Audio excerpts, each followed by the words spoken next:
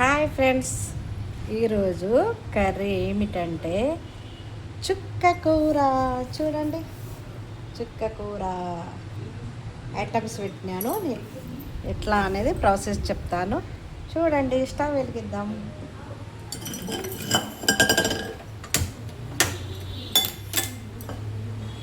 గిన్నె పెట్టుకున్నాను.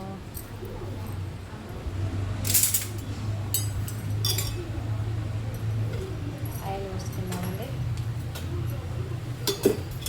చూస్తూనే ఉండండి, నేను చేసే కర్రీ విధానము మీకు తెలుస్తుంది. ఓకే, పుల్ల పుల్లగా సూపర్ ఉంటుందండి కర్రీ. ఓకేనా?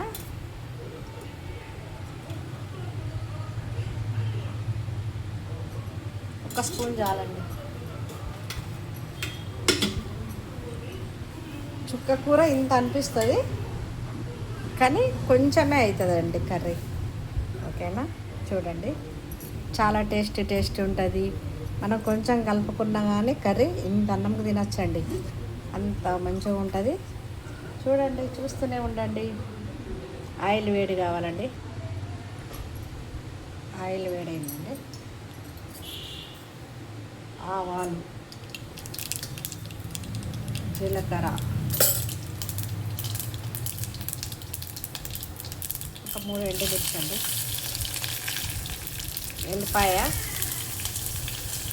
కరివేపాకు, ఉల్లిగడ్డ,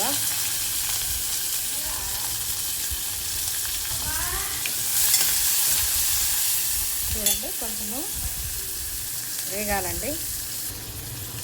చూడండి, కొంచెం వేగినవి. ఫస్ట్ వేసుకుందాము.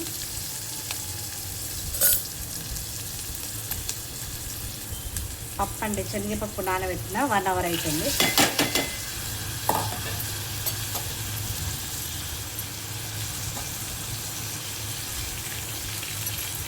వన్ అవర్ ముందు శనగపప్పు నానబెట్టినండి. చూడండి,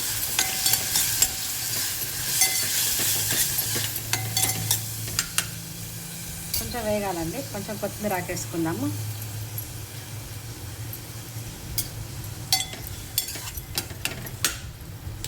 శనగపప్పు వేసినాం కదా, కొంచెం వేగనిద్దాము. సాల్ట్ వేద్దాము, 1 స్పూను. చుక్క కూర పుల్లగా ఉంటుందండి. 1 స్పూన్ వేసిన.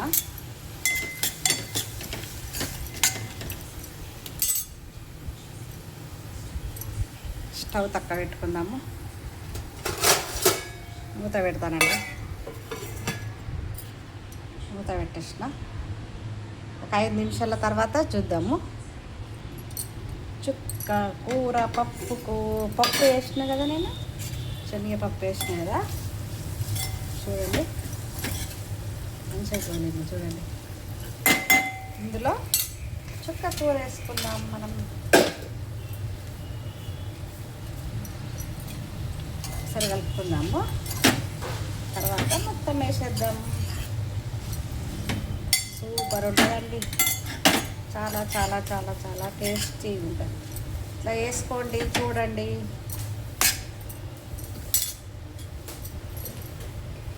మొత్తం వేసేద్దాము.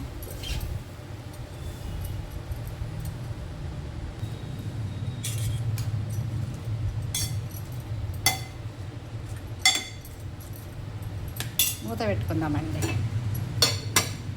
సిమ్లో పెట్టేద్దాము. 2-3 నిమిషాలకు చూసుకుందామండి. దగ్గరకు వచ్చేస్తుంది, మగ్గుతుందండి.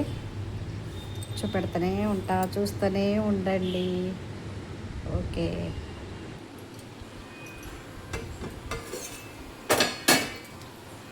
చూడండి.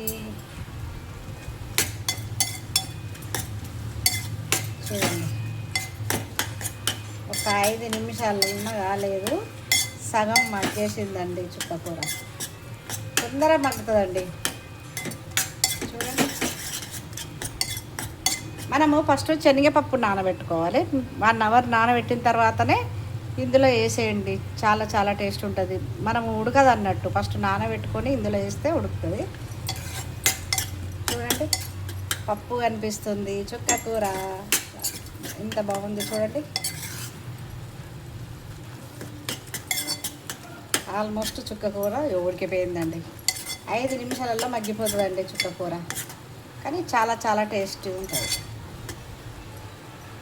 కొంచెం వేసుకోండి శనగపప్పు, బాగద్దు, కొంచెమే. చూడండి, ఇంకో 5 నిమిషాలు సిమ్లో ఉంచుదాం. తర్వాత చూద్దామండి. ఓకే, కారం వేసుకుందామండి. చాలా మగ్గిందండి చుక్క కూర. పప్పు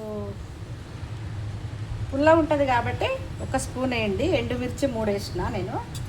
ఎండుమిర్చి తాలింపులకు వేసిన. 1 స్పూను కారం వేయండి.